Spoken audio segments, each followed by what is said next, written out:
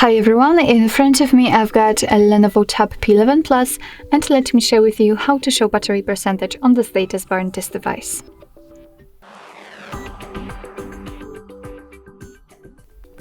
So first of all, let's enter the settings. I promise it will be quite a quick tutorial.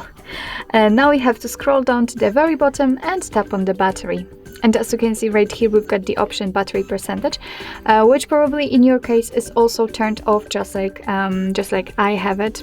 I have it set because I've got only the battery indicator. So let's tap on the switcher, and from now on, since this option is active, your device will display the exact percentage of the usage of the battery next to the battery icon.